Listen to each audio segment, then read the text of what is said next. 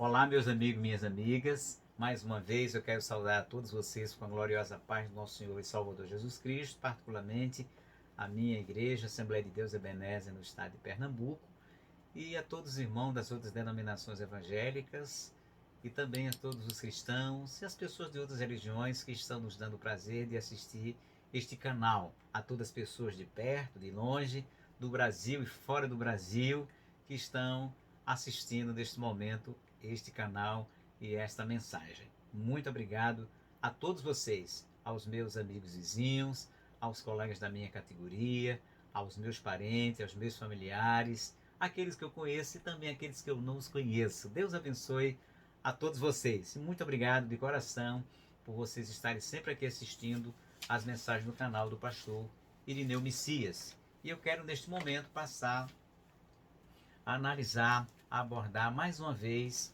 dando prosseguimento àquela série de lições ainda do terceiro trimestre de 2020, um conjunto de 13 lições, que já se findou agora em setembro, já estamos no quarto trimestre deste ano de 2020, mas nós ainda iremos, a seu tempo, também analisar essas lições do quarto trimestre deste ano de 2020. Mas vamos prosseguir até o final, até a 13ª lição. E neste vídeo de hoje, nós vamos estudar a lição de número 7. No vídeo passado, nós estudamos a lição de número 6, Neemias reconstrói os muros de Jerusalém, e a lição de número 7 deste livro aqui da CPAD, publicado pela CPAD, nós vamos estudar a lição de número 7, cujo título é O Povo de Deus deve separar-se do mal. A verdade prática desta lição: o mundanismo na igreja corrompe os bons costumes e extingue a santidade. A leitura diária, que é um conjunto de referências bíblicas que apontam também para esse mesmo assunto, uma série de versículos que lhe ajuda a você a compreender melhor esse tema aqui abordado. Eu costumo sempre citar e vou fazê-lo agora, e me acompanhe. Na segunda-feira, separação, ordem divina, está escrito em Josué, capítulo 23, do versículo 1 ao verso 13. Na terça, o trágico resultado da mistura, está lá em Oséias, capítulo 7, do verso 8 ao verso 16. Na quarta, Deuteronômio, ou melhor, vida separada glorifica a Deus. Deuteronômio, capítulo 28, do verso 1 ao verso 13. Na quinta, o ambiente numa igreja despertada. Está escrito em Atos dos Apóstolos, capítulo 2, do verso 41 ao verso 47. Na sexta, o despertamento renova. Está lá em Isaías, capítulo 52, do verso 1 ao verso 11. E por último, no sábado, é tempo de despertamento. Romanos, capítulo 13, do versículo 11 ao verso 14. Como sempre, a nossa lição, ela traz alguns objetivos a ser alcançados na sua leitura e na sua abordagem. 3 são os objetivos específicos, que são, o primeiro, destacar que Deus não aceita a mistura do seu povo com o mundo. O segundo objetivo específico, entender que Deus exige plena santidade do seu povo. E terceiro e último, ressaltar que a santidade resulta em bênçãos para o povo de Deus. Também, como é de costume, a nossa lição está dividida em alguns tópicos. E esta nossa lição está dividida em 4 tópicos que vamos passar a ler eles agora para todos nós. O primeiro tópico: somente os judeus retornariam para ajudar. O segundo: os judeus não aceitaram a ajuda dos samaritanos. O terceiro: Deus exige santidade do seu povo. E o quarto e último tópico: devemos manter uma vida de separação do mal. Portanto, esses 4 tópicos nós analisaremos e abordaremos esta lição tão maravilhosa, cujo título: o povo de Deus deve separar-se do mal. Que você, meu amigo, minha amiga, atente para esta mensagem, mesmo que você não seja cristão, mas é importante atentar para esta lição, para este conselho, que você deve separar-se de todo e qualquer mal. Nós pregamos uma mensagem que você pode ver aqui no card, onde o salmista, no Salmo 119, do 97 ao 104, em um desses versos ele diz: desviei os meus pés de todo caminho mau. Então, portanto, convém que você, mesmo que não seja cristão, que bom que você possa ser um seguidor do Senhor Jesus Cristo, mas que deve se afastar de todo e qualquer mal que está permeando e graçando na nossa sociedade, particularmente na sociedade brasileira, tanto cheia de maldades, dentro das famílias, no bairro, nas cidades, que você possa ser um agente de pacificação e se afastar de todo e qualquer mal. Essa mensagem não é apenas para os cristãos, mas para todas as pessoas que porventura estejam prestes a se envolver em qualquer maldade que pode realmente pegar e atingir qualquer pessoa. Dito isso, vamos, meus queridas amigas, Igreja de Jesus, ler a leitura bíblica em classe, que é o texto bíblico que vai dar fundamento, vai fundamentar toda esta lição. Quero convidar para você ler em Esdras, livro de Esdras, capítulo 2, versículos 59 ao 62, depois capítulo 4, do versículo 2 e 3, depois capítulo 6, versículo 2 ao versículo 4. Então começaremos a leitura bíblica e se você quiser me acompanhar, se tiver ainda a sua lição, meu querido irmão, em casa, essa lição é a 7ª lição e você que não tem, mas quiser acompanhar pela Bíblia, você poderá fazê-lo. Assim que terminar um capítulo, eu digo outro para que você possa assim me acompanhar. Então vamos à leitura que diz assim, capítulo 2, verso 59. Também estes subiram de Tel-Melá e Tel-Assa, Querube, Adã e Imé. Porém, não puderam mostrar a casa de seus pais e sua linhagem, se de Israel eram. Os filhos de Delaías, os filhos de Tobias, os filhos de Necoda, 652. E dos filhos dos sacerdotes, os filhos de Abaías, os filhos de Cós, os filhos de Basilai, que tomou mulher dos filhos de Basilai, o Gileadita, e que foi chamado do seu nome. Estes buscaram o seu registro entre os que estavam registrados nas genealogias, mas não se acharam nelas, pelo que, por imundo, foram rejeitados do sacerdócio. Capítulo 4 e o verso 2. Chegaram-se a Zorobabel e ao chefe dos pais e disseram-lhe: deixai-nos edificar convosco, porque, como vós, buscaremos a vosso Deus, como também já lhe sacrificamos, desde os dias de Asar-Adom, rei da Assíria, que nos mandou vir para aqui. Porém, Zorobabel e Jesua e os outros chefes dos pais de Israel lhes disseram: não convém que vós e nós edifiquemos casa a nosso Deus, mas nós sóis a edificaremos ao Senhor, Deus de Israel, como nos ordenou o rei Ciro, o rei da Pérsia. O rei Ciro, rei da Pérsia. Capítulo 6, verso 2 de Esdras.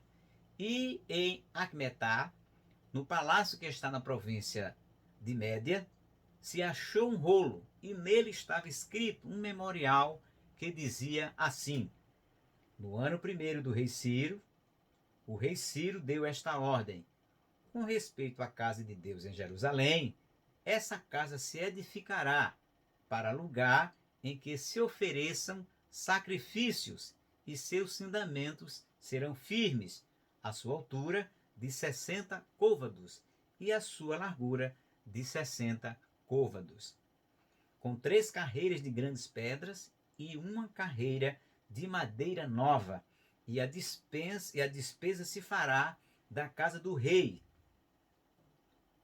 e uma carreira de madeira nova, e a despesa se fará da casa do rei.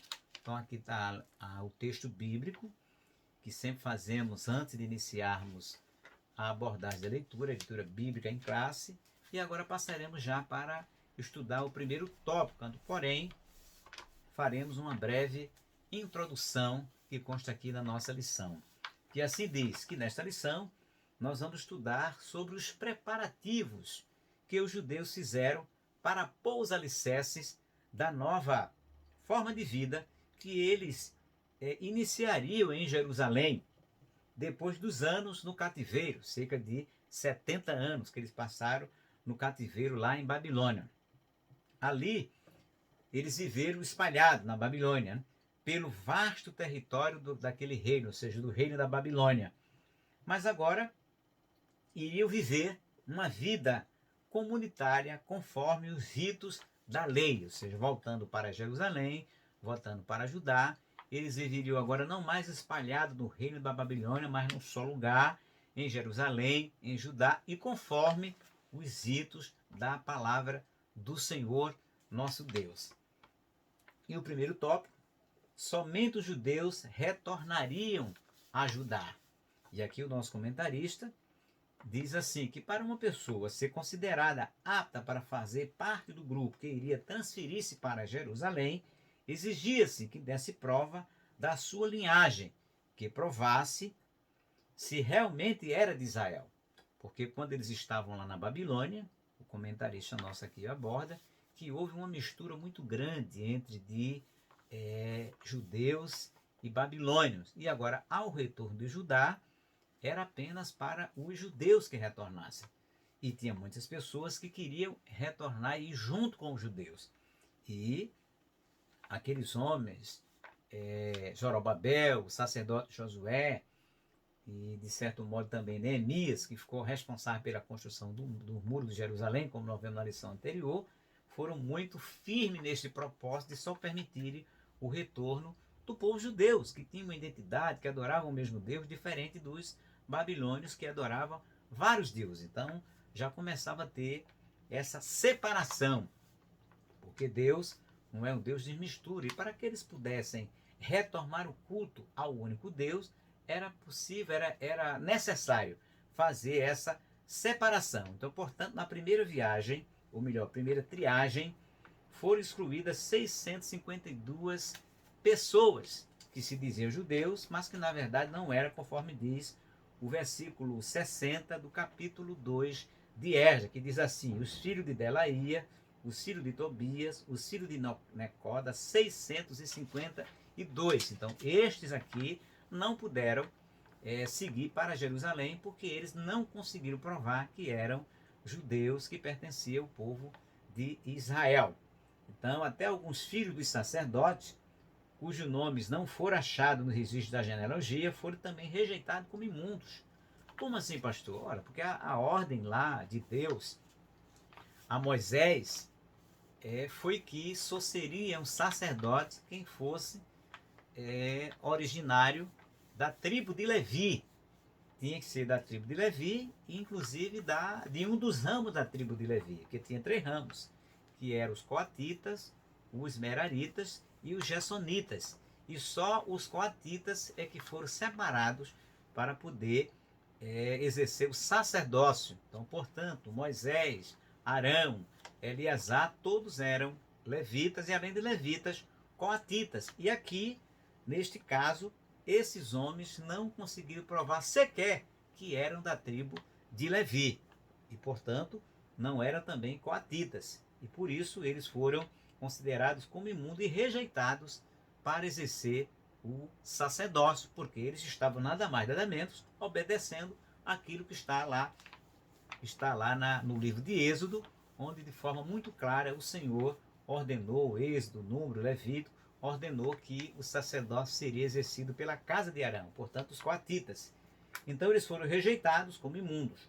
E os judeus mestiços, ou seja, nascidos de casamentos mistos durante o cativeiro em Babilônia, não fariam parte do grupo de judeus que retornariam a Judá.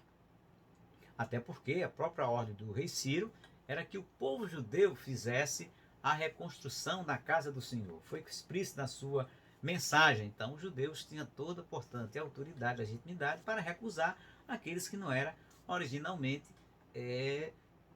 como é que se diz, judeus. Há uma prática uma análise assim bem grosseira, por exemplo, você hoje, você pode ir para uma nação, tornar-se, naturalizar-se até naquela nação, mas você não pode, mesmo naturalizado, por exemplo, concorrer à presidência daquele país. Você pode ir para Portugal, naturalizar-se português, mas jamais poderá concorrer à presidência do país. Por quê? Porque só os portugueses nativos é quem pode fazer isso. Aqui no Brasil, a mesma coisa, só o brasileiro nato é quem pode concorrer para a presidência do país. Assim é em todas as partes do mundo. Então, guardada com uma grosseira analogia, seria mais ou menos isso. Por isso que eles foram muito exigentes e seguiram também a lei do Senhor, que ordenava isso. Portanto, não se tratava de uma discriminação, mas de uma ordem de Deus, que só quem podia exercer o sacerdócio era os filhos de Levi. E só quem podia erguer a casa do Senhor, conforme a ordem própria do rei, era o povo de Judá, porque eles que adoravam ao Senhor nosso Deus. Então, somente aqueles que comprovassem a sua ascendência puramente judaica fariam parte daquele grupo, ou seja, dos que retornariam para Jerusalém. Porque Deus, ele não aceita a mistura do seu povo com o povo do mundo. Não pode haver comunhão entre a luz e as trevas. Isso é a primeira lição que nós podemos colher para a nossa vida cristã. Não podemos misturar as coisas que o mundo faz com a nossa atitude de cristão. O mundo pode fazer, mas nós não devemos fazer. Por quê? Porque a bússola da nossa vida, ela se dá não pelo conjunto de costumes que a sociedade impõe, a cultura social, que é relativizada, que hoje é uma coisa, amanhã é outra. Inclusive, numa das mensagens nós pregamos aqui, falamos até de um sociólogo muito famoso, já falecido, e filósofo também, Zygmunt Bauman, onde ele prega sobre a modernidade líquida, onde ele diz lá, nada que a Bíblia já dizia, por se multiplicar o pecado, o amor de muitos esfriará, ou seja, se esfria o amor, as pessoas naturalmente vão também mudar o seu comportamento em relação à palavra de Deus. Então a palavra de Deus já previa que a multiplicação do pecado esfriaria amor no coração dos homens, logo os valores sólidos da palavra de Deus também estaria fracassando na vida dessas pessoas. Então Zygmunt Bauman identificou isso que está acontecendo, que a Bíblia já diagnosticava muito bem, que os valores cristãos hoje estão se desfazendo na vida de muitas pessoas, mesmo aquelas pessoas que se dizem cristãs, mas que relativizam a questão do seu comportamento moral, do seu comportamento sexual e que muitas vezes está na contramão da palavra de Deus. Não estamos aqui julgando ninguém, mas estamos apenas pregando a palavra de Deus, que de modo muito explícito, capítulo 1, verso 18 de Romanos até o 28, fala de forma explícita numa mudança de comportamento moral e sexual na vida dessas pessoas, porque os seus valores cristãos já não são mais os mesmos. Então, portanto, esse povo aqui de Judá, os povos que queriam que Judá tinham costumes e valores completamente diferentes, e, portanto, não poderia haver mistura, como hoje na sociedade muitas pessoas estão misturando, muitos cristãos inclusive estão misturando a sua conduta com a conduta das pessoas, particularmente nas redes sociais. Há muitos cristãos misturando, ou seja, é cristão, mas tem um comportamento exatamente igual àquelas pessoas que se dizem, e até são sinceros, dizer que não são cristãos, e até se escandalizam com aqueles que dizem que são cristãos, mas tendo um comportamento que elas mesmas, sem ser cristão, não têm.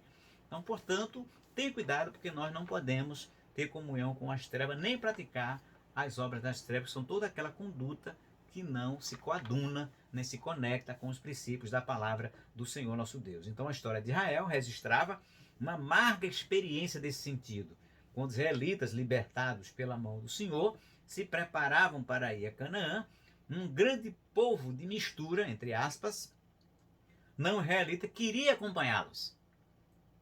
Foi exatamente essa gente que, durante o trajeto pelo deserto, foi fonte de inspiradora de murmuração. Está lá escrito em Números, capítulo 11 e o verso 14, aquele movimento de pessoas que queriam retornar para o Egito, porque eles estavam ambientados no Egito, com seus ídolos, com seus deuses, e agora no deserto, só quem tinha condições de caminhar no deserto, quem tinha uma fé verdadeira no Senhor nosso Deus e estava acreditando naquela mensagem que o Deus Todo-Poderoso transmitiu através de Moisés. E aquelas pessoas começaram a se rebelar de tal forma que, mostra lá o Pentateuco, que quando Moisés estava estava recebendo a palavra, os mandamentos do Senhor, o decálogo, o povo construiu um bezerro pelas mãos, e Arão, infelizmente, contribuiu com isso, e o povo passou a adorar aquele bezerro, que era um dos deuses, exatamente, um dos ídolos do Egito.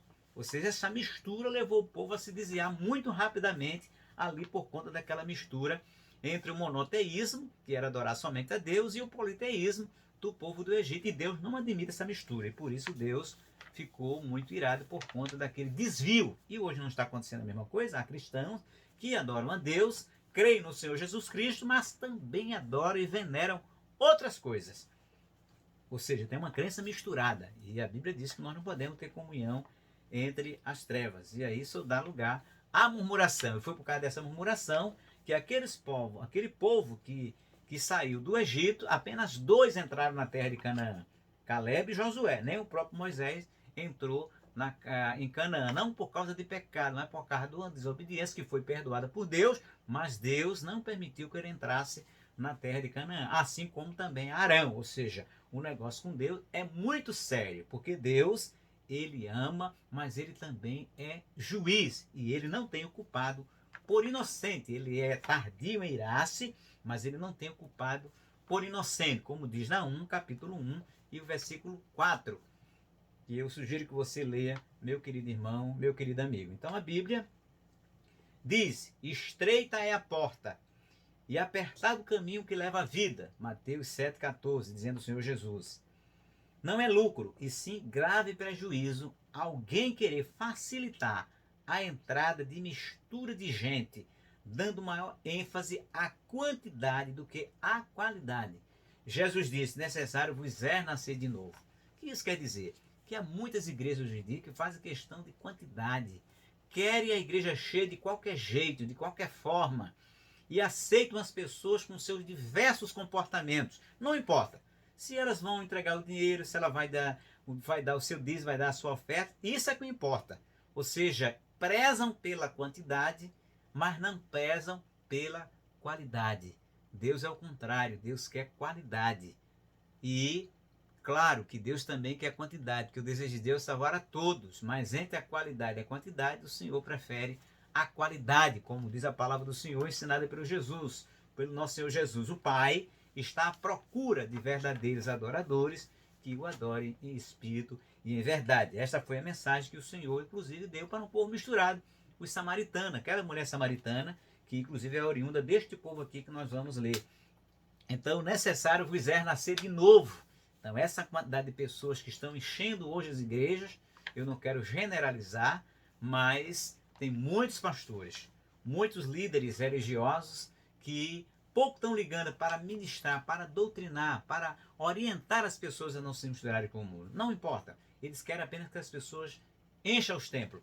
Mas nós queremos, como disse um certo irmão, uma mensagem maravilhosa, um obreiro nosso, que Deus quer que a igreja esteja cheia de Deus e não a igreja muitas vezes cheia de gente. Então, portanto, tenha cuidado, meu querido irmão, meu querido amigo, para não se misturar. Se você quer verdadeiramente servir ao Senhor nosso Deus, atente para esse conselho da palavra do Senhor nosso Deus. Então, passemos para o segundo tópico, que diz assim: os judeus não aceitaram a ajuda dos samaritanos. Mas por que eles não aceitaram a ajuda dos samaritanos? Aqui o texto, a análise do comentarista, baseado neste livro de Esdras, vai nos dizer por que os judeus, acertadamente, não aceitaram a ajuda dos samaritanos. Se não, vejamos. Primeiro, quem eram os samaritanos? Os samaritanos eram uma mistura de gente, na sua maioria de origem pagã.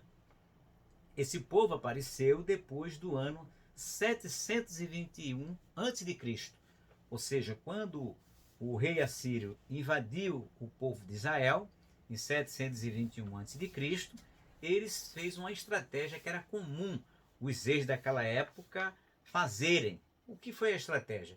Eles invadiam um reino, pegavam o povo originário daquela terra, levavam para outro lugar e pegavam as pessoas desse outro lugar e levavam para aquela terra que eles invadiram, para assim diminuir a oposição àquele novo governo estrangeiro que tinha invadido aquela terra, como diz aqui. Então, quando o rei de Israel foi derrotado pelo exército de Sargão II, as 10 tribos do norte foram levadas cativas para a Síria, ou seja, houve uma troca. O povo de Israel foi para a Síria e eles pegaram o povo de outros lugares e levaram para o reino de Israel. Aí o reino do norte já não era originalmente constituído apenas pelo povo de Israel, mas agora misturado com esses povos que o rei Sargão trouxe para a terra de Israel. Então, por ordem do rei da Síria, foram trazidos povos, observe, de Babel, de Cuta, de Ava e de Amate, de Sevaim, e habitaram as cidades de Samaria, em lugar dos sacerdotes, e tomaram Samaria em herança e habitaram em suas cidades. Então daqui nós podemos ver que, pelo menos, Babel 1, Cuta 2, Ava 3, 4, 5. 5 povos de 5, ou seja, 5 povos de origem diferente passaram a habitar o reino de Israel. E todos esses povos, em sua maioria, eram pagãos e eram politeístas, ou seja, adoravam a vários deuses, porque aquelas nações não conheciam o Deus verdadeiro. A cultura deles era uma cultura politeísta, de adorar a vários deuses. Então, quando foram para o reino de Israel, levaram consigo seus deuses de suas nações.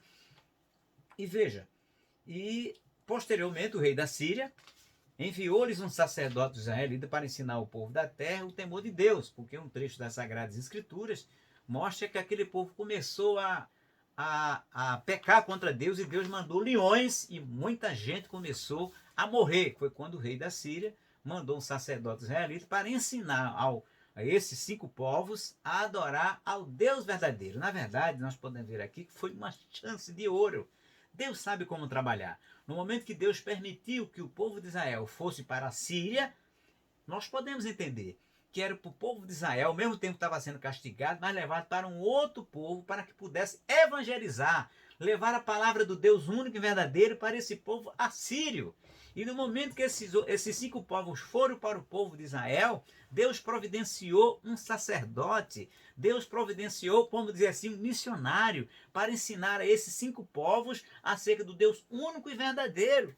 Que chance maravilhosa que Deus deu para esses 5 povos para conhecê-lo, que eles jamais teriam oportunidade se não tivesse ocorrido isso. Ou seja, Deus castigou um povo, mas através do castigo quis beneficiar com a sua revelação outros 5 povos que não conheciam acerca dele. E enviou um servo dele, um sacerdote levita, para ensinar a eles a adorar o Deus único e verdadeiro. Mas será que aqueles povos se renderam ao Deus único e verdadeiro? Mas não é assim também no século presente? Todos os cristãos hoje têm a Bíblia. Mas será que os cristãos estão adorando única e exclusivamente ao Senhor nosso Deus? É o que diz a Bíblia. Jesus disse: adorarás ao Senhor Deus e somente a Ele servirás. E há muitos cristãos, sejamos sinceros, não estão adorando apenas Deus. Adora a Deus e também adora outras coisas. Então esta mensagem, meu amigo, minha amiga, é uma mensagem de alerta para a sua vida. Não faça como os assírios. Adore única e exclusivamente ao nosso Deus, ao Pai, ao Filho e ao Espírito Santo de Deus. E nenhuma outra coisa mais. Senão você estará cometendo o mesmo pecado que cometeu esses 5 povos, esses 5 povos, como também o próprio povo de Israel, que também, em dado momento da sua história, se desviou.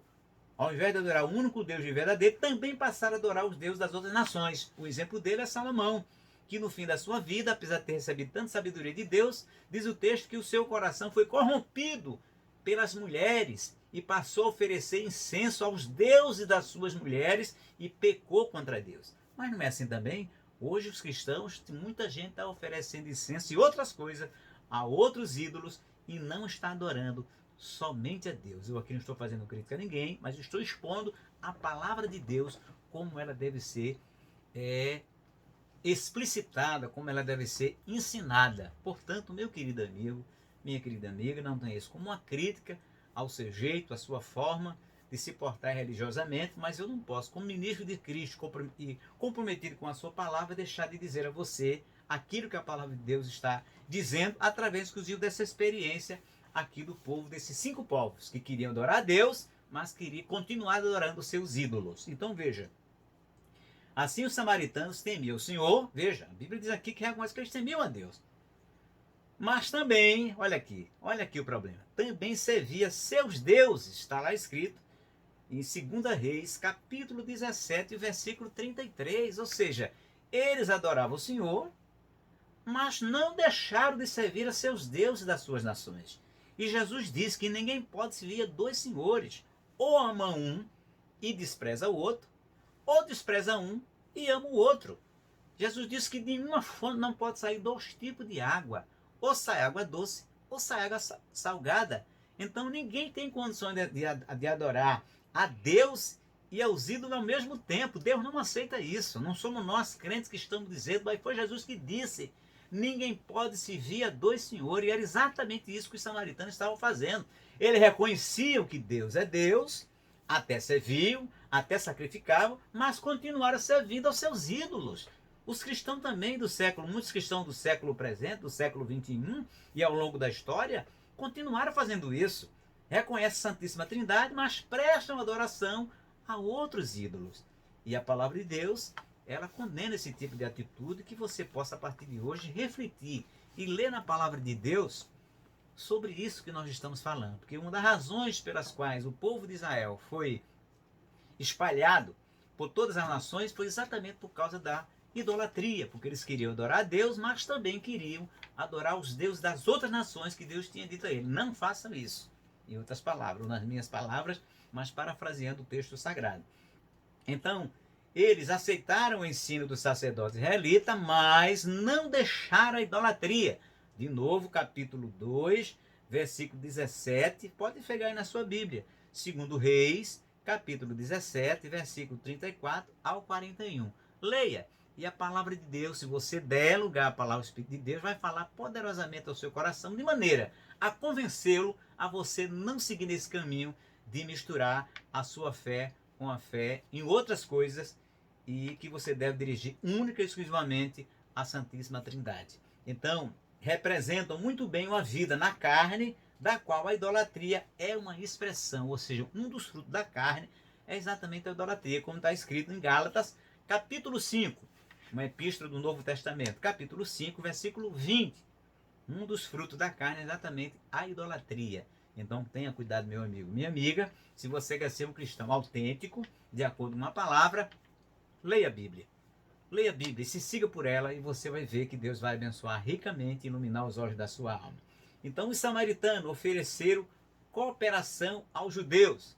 Quando os judeus começaram a construção do templo, os samaritanos ofereceram-se para cooperar. Esdras capítulo 4, verso 1. Os judeus, porém, rejeitaram firmemente a proposta. Esdras capítulo 4, verso 1 aos 3.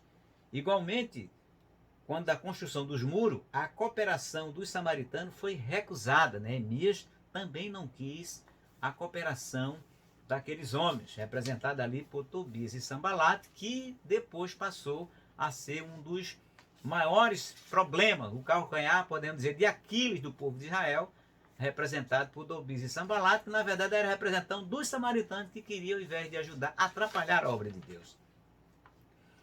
Esta atitude é bíblica, ou seja, de rejeitar a cooperação daquele que originalmente está dividido entre Deus e entre o mundo. Porque, na verdade, essas pessoas não vão ajudar, porque eles têm uma fé completamente diferente. Tem um jeito, uma forma completamente diferente. Então, vamos dizer assim, essa atitude é atitude bíblica, pois a Bíblia manda que nós devemos nos afastar daqueles que não têm essa doutrina.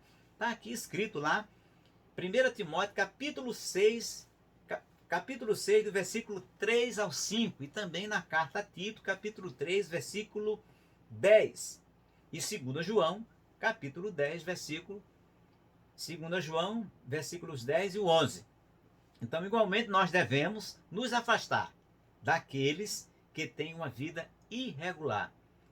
2 Pedro 3,17, 1 Timóteo 6,20 ao 21, 2 Tessalonicenses, capítulo 3, verso 6 e o verso 14. Estou citando esses versículos para você, meu amigo, minha amiga, meu amigo que é cristão, pegar a sua Bíblia e conferir o que nós estamos dizendo. Não estamos inventando nada, estamos somente pregando a palavra de Deus como ela deve ser pregada, para que você possa ser um cristão de acordo com a palavra do Senhor nosso Deus. Então, como também daqueles que causam divisões. Romanos 16 e 17 e 18, 2 Pedro 2, 10, 13 e 18 e Judas, versículo 12, 18 e 19. Então tenha cuidado você, meu querido irmão, minha querida irmã, para você também não causar divisão na igreja. Porque hoje há uma facilidade muito grande das pessoas darem lugar para causar dissensão, divisão, disse-me-disse, e tudo isso contamina o ambiente espiritual, porque a palavra de Deus diz que Deus não é um Deus de confusão. Então, onde há confusão, Deus, o Espírito Santo de Deus, ele limita a sua manifestação, a sua glória, porque ele não opera na confusão nem na divisão, mas opera na paz, porque Deus é um Deus de paz na igreja dos santos. Então tenha cuidado você, meu querido irmão, minha querida irmã, para não ser um fomentador de divisão e de dissensão na igreja, mas seja um agente de paz, porque o Deus que você serve, ele é um Deus de paz. Jesus disse: a minha paz vos dou, não como o mundo a dá. Então, se você tem paz, a paz de Jesus, exerça-a na igreja, na sua casa, no seu lar e no seu país. Então, os samaritanos procuraram aparentar-se com judeus, casaram com as filhas dos judeus e deram filhas aos judeus em casamento. Alguns caíram nessa armadilha. Esdras 9, capítulo 9, verso 1 e 2. Este assunto é tão sério e importante que merece um estudo em separado que iremos fazer na lição do número 12. Ou seja, eles usaram uma estratégia de como se penetrar entre os judeus para que dessa forma pudesse ser aceito com o seu politeísmo. E uma estratégia foi casar-se com as mulheres judias para que dessa forma eles puderem se inserir no meio do povo de Deus. O que naquele momento Deus não os permitia, porque Deus sabia, como disse que ele é, o que ia ocorrer, a mistura iria terminar atrapalhando a espiritualidade do povo de Israel. Então você, meu querido irmão, minha querida irmã, quando você for casar, você também tem que ter muito cuidado. Peça direção a Deus. Não é que você nunca vai poder casar com uma pessoa que não é evangélica. Deus pode permitir e permite isso porque Deus é poderoso. Mas o bom é você pedir orientação a Deus quando você for casar, porque senão você pode ter problema na sua vida espiritual. Mas não, eu acredito que Deus permite que haja isso. Tanto é que Deus mandou o profeta Osés casar com uma mulher de prostituição, por exemplo. Se ela é de prostituição, não era uma mulher que servia a Deus. Mas foi Deus que ordenou nos planos de Deus para dar uma grande lição para o povo de Israel e também para salvar aquela vida da prostituição. Eu acredito piamente que Deus trabalha assim, mas isso é uma exceção, não é uma regra. A regra é você procurar dentro da casa de Deus casar com uma mulher de Deus, casar com um homem de Deus, com um jovem de Deus, para que assim você possa estar de acordo com a palavra de Deus. Mas a regra da exceção, mas a exceção quem faz é Deus, não é você. Então, portanto, meu conselho é que você ore e peça a Deus que lhe oriente para que você não possa dar um passo errado, porque senão você pode ter problema na sua vida, tanto material como espiritual. Os samaritanos tornaram-se inimigos dos judeus. Os samaritanos invejavam os judeus. Antes dos judeus terem chegado a Jerusalém, os samaritanos tinham uma certa liderança na região. Quando os judeus chegaram e começaram a sacrificar o único Deus verdadeiro e adoraram, então a atenção dos habitantes da região passou para os judeus e os samaritanos perderam proeminência. Aqui nós podemos ver também que os judeus eles atrapalharam a vida que os samaritanos levavam até aquele momento em Jerusalém e ali, ou melhor, em Samaria e nos termos de Israel. Eles tinham a sua própria religião, tinham o seu modo de vida, tinham o seu modus operandi, e agora quando os judeus, que adoravam o único Deus, vinham habitar com eles, claro que teria que haver essa modificação, essa influência. E os judeus estavam autorizados pelo rei Ciro a ir retornar para o reino do norte e exercer a sua religião, ou seja, adorar o único Deus verdadeiro. E claro que os samaritanos, que eram politeístas, não iam aceitar esse monoteísmo. Como hoje, por exemplo, há muitas pessoas cristãos que têm muita dificuldade de assimilar isso que já está na Bíblia. Às vezes nós crentes somos criticados porque falamos sobre isso, mas não ensinamos nada que esteja na Bíblia. Quando nós dissemos que devemos adorar somente a Deus, é porque está escrito aqui na Bíblia. Está na palavra de Deus. Jesus ensinou: adorarás ao Senhor teu Deus e somente a Ele servirás. E nós repetimos isso. Então era isso que os judeus estavam levando de volta para o rei de Israel, para adorar somente a Deus. Então isso começou já a ter um problema, porque os samaritanos eram politeístas. Isso é uma coisa. E claro, como os judeus voltaram para Jerusalém para retomar o domínio não só religioso, mas político, e os samaritanos estavam com a sua influência política consolidada, e isso evidentemente causou um problema muito sério. E muitas vezes, hoje em dia, trazendo para os dias atuais, muitas vezes nós queremos guardar a devida diferença, diferentemente daquela época. Algumas pessoas querem fazer uma semelhança. Ali era uma teocracia, mas hoje em nenhum lugar do mundo há uma teocracia cristã. O único país que nós podemos dizer que há uma teocracia não cristã é a Arábia Saudita, onde as leis do Islã, a Sharia, é aplicada como se fosse uma lei civil.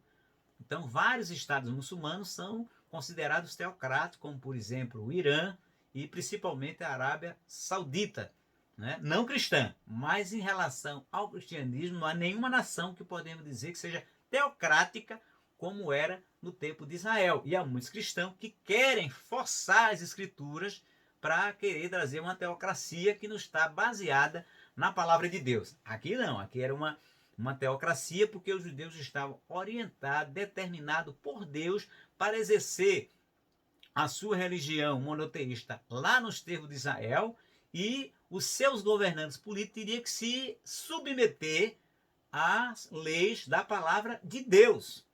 Trazer para os tempos atuais é criar um conflito interpretativo, inclusive forçar o texto bíblico. O que nós temos que fazer é orar pelos nossos presidentes, é orar pelos nossos governadores, é orar pelos prefeitos, pelos parlamentares, nas 3 esferas da nossa União, mas temos cuidado para saber fazer a separação entre igreja e Estado. Porque por conta de não fazer essa separação entre igreja e Estado, foi que o cristianismo, ao longo de sua história, a começar em Constantino, teve severos prejuízos, porque as pessoas passaram a usar a igreja para exercer poder político na sociedade e se desviaram dos princípios da palavra de Deus, como muitos lideranças religiosas estão, infelizmente, se desviando dos princípios da palavra de Deus, porque querem confundir a palavra de Deus, querem exercer uma teocracia que a Bíblia não lhe dá respaldo teológico, exegético, hermenêutico para fazê-lo. Então é preciso nós termos cuidado. É uma linha tênue e que muita gente está se atrapalhando por conta disso. Mas que Deus ajude os nossos líderes políticos, parlamentares evangélicos, cristãos, a se manterem fiéis à palavra de Deus e não misturar uma coisa com a outra, sob pena de nós estarmos fazendo um desserviço à Igreja de Cristo, escandalizando o nome do nosso Senhor e Salvador Jesus Cristo. Então, portanto, os samaritanos, ele perderam a sua posição privilegiada, encheram-se de inveja, e sempre foi assim. Os fariseus tinham inveja de Jesus, os sacerdotes tinham inveja da igreja.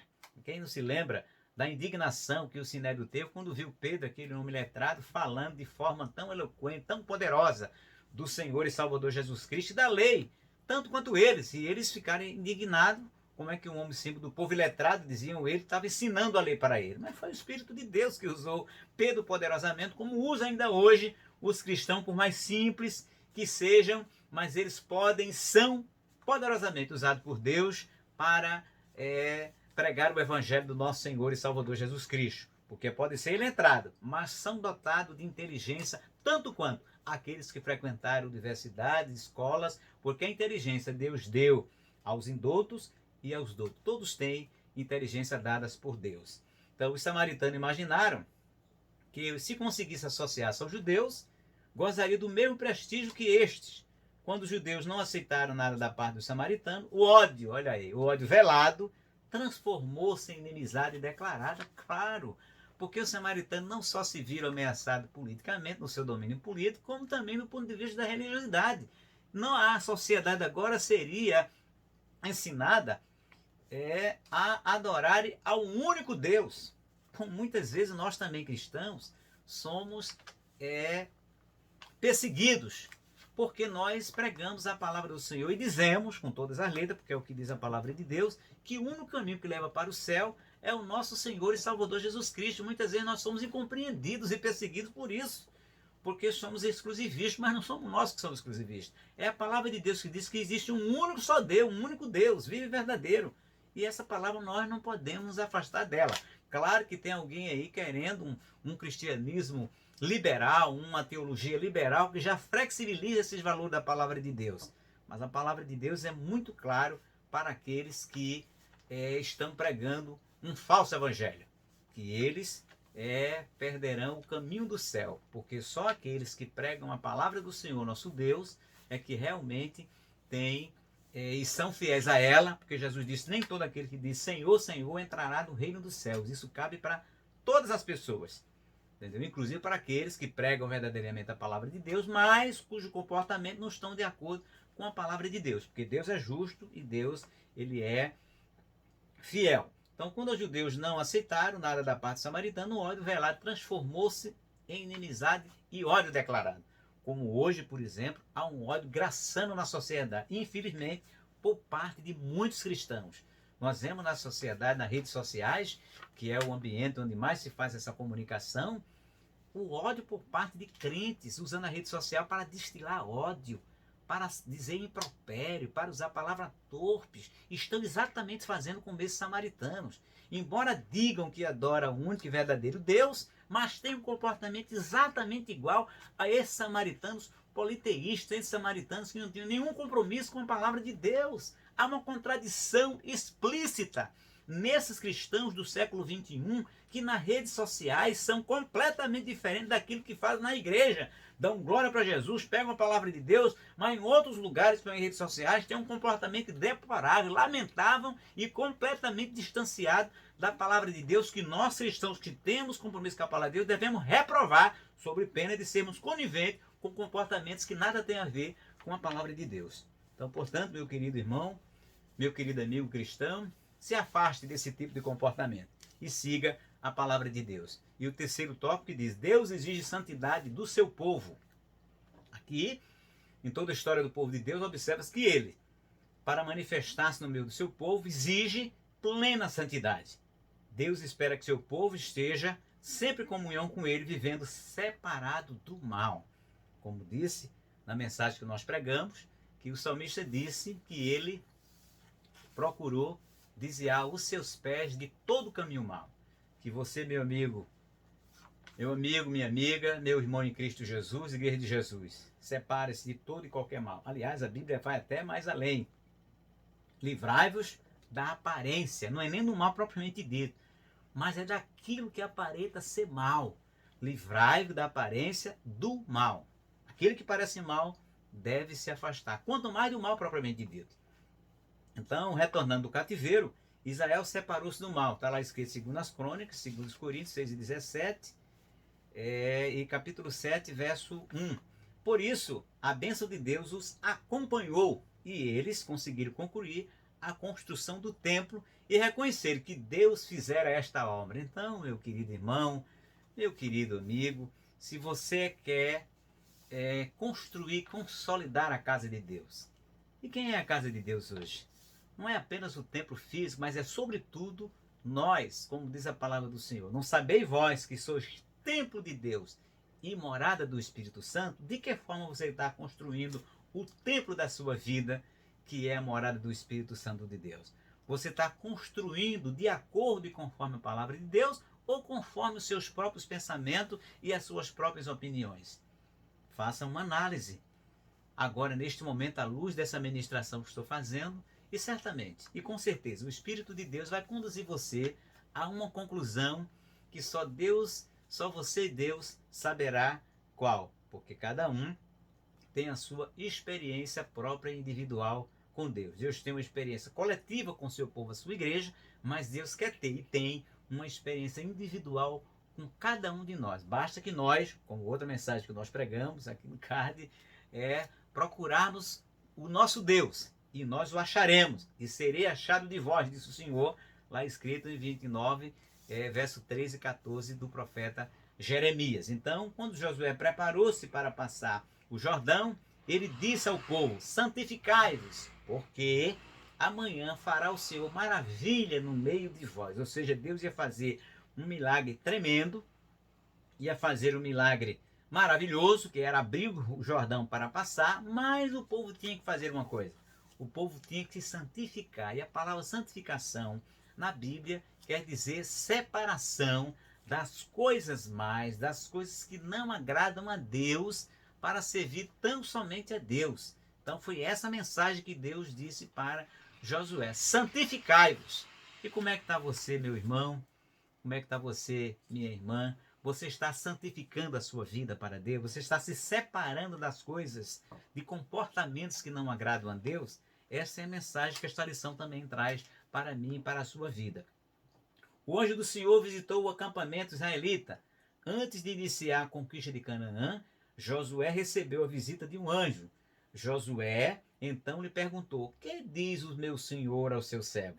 E a resposta que recebeu foi: descalça o sapato dos teus pés, porque o lugar em que estás é santo. Confira lá em Josué capítulo 5, versículo 13 ao versículo 15. Uma mensagem semelhante que Deus diz também para Moisés no capítulo 3 de Êxodo, quando Deus disse para Moisés: tira a sandália dos teus pés, porque o lugar que tu pisa é santo. Ou seja, a experiência que Moisés teve com Deus, Deus também fez com que Josué tivesse a mesma experiência. Você quer ter também essa experiência com Deus? Então você descalce seus pés com uma atitude de santidade, de reverência, de reconhecimento que o Deus do qual você está se aproximando não é qualquer um, mas é o Deus do céu, o Senhor dos céus e da terra, o Pai do nosso Senhor e Salvador Jesus Cristo, o Deus Filho e o Espírito Santo de Deus. Então Israel é derrotado pela pequena cidade de Ai. Quando Josué, com o rosto em terra, perguntou ao Senhor por que daquela derrota, o Senhor respondeu, novamente: santificai-vos para amanhã. Confira lá, Josué capítulo 7, verso 11 ao 13. Anátema há no meio de vós, diante de vossos inimigos. Anátema há no meio de vós, Israel. Diante dos vossos inimigos não podereis suster-vos, até que tireis o anátema no meio de vós. Josué capítulo 7, verso 13. O pecado descoberto foi desarraigado, e então disse a Josué: levanta-te e sobe a Ai. Olha que te tenho dado na tua mão o rei de Ai, e seu povo, e a sua cidade e a sua terra. Mas antes, Deus disse para ele: retira o anátema que está no meio de vós, ou seja, a maldição, podemos dizer o pecado, podemos dizer o erro, a sujeira que tinha no meio do povo. E é o que está no meio da sua vida. Que anátema, que problema, que comportamento está no meio da sua vida que está atrapalhando você de cada vez mais se aproximar-se do Senhor nosso Deus, de receber as bênçãos que lá no seu coração você tanto deseja de se aproximar de Deus, mas não quer remover de dentro do seu coração, do seu pensamento, atitudes, comportamentos, palavras que você gosta de dizer, comportamento que você gosta de ter.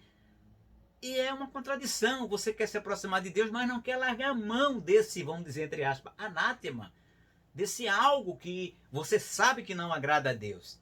Então largue hoje, deixe hoje o seu comportamento para realmente se aproximar do Deus que é santo e quer e deseja se aproximar de você. Mas ele é santo e, portanto, o santo deve ser todo aquele que quer se aproximar de Deus. Então Deus exige santificação de seu povo para poder operar no meio dele. Então Deus quer operar na sua vida, mas exige que você seja santificado, ou seja, separar-se das coisas do mundo, separar-se do pecado, separar-se de tudo aquilo que afasta você da santidade de Deus. O quarto e último tópico, para encerrando: devemos manter uma vida de separação do mal.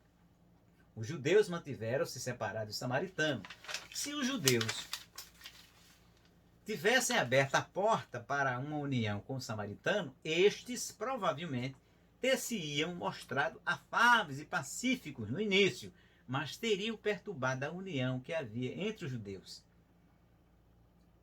Teriam participado do culto dos judeus e afastado da presença do Senhor, uma vez que Deus não se une à idolatria. Vale a pena manter a separação com o mundo. Ou seja, os samaritanos eram politeístas. Ficou claro aqui ao longo desse texto que eles não deixaram a sua idolatria, que eles não quiseram abandonar os seus deuses. Eles queriam continuar em comunhão com o povo de Israel, mas não queriam de jeito nenhum abrir mão da sua idolatria. Então, portanto, não dava certo aquela mistura. Então, portanto, a Bíblia mostra exemplos de servos de Deus que duvidaram se valia a pena manter a linha de separação do mal ou não. E aqui os judeus, ao menos nesse particular aqui, diferentemente de outra situação, foram firmes em não se misturar com os samaritanos. Pagaram um preço caro, mas Deus os recompensou pela sua firmeza espiritual. Então, meu querido, ainda que você pague um preço caro por decidir se servir unicamente a Deus, vale a pena. O salmista Asaf escreveu no Salmo 73, na verdade, que em vão tenho purificado meu coração e lavado as minhas mãos na inocência. Salmo 73, verso 13. Ele ficou profundamente perturbado, esse salmista. Mas Deus o ajudou a encontrar a resposta. Esse salmo é maravilhoso. Então entrei no santuário de Deus, então entendi o fim dele. Ele ficou completamente, esse salmista do Salmo 73, Asaf, completamente confundido, ficou atordoado, porque ele viu os ímpios prosperando, tendo riqueza, tendo tanta coisa, e ele servindo a Deus não tinha nada aparentemente. E ficou revoltado, quase perdia a fé. Mas Deus, na sua misericórdia, conduziu-o ao altar e em oração, conversando com Deus, ele fez entender, Deus fez ele entender o fim daquelas pessoas. Que não adianta, como diz Jesus, o homem ganhar o mundo todo e perder a sua alma. Foi isso a grande lição que o Espírito de Deus deu ao salmista Asaf e também quer dar a sua vida. Então o salmista ficou tranquilo. Todavia estou de contínuo contigo.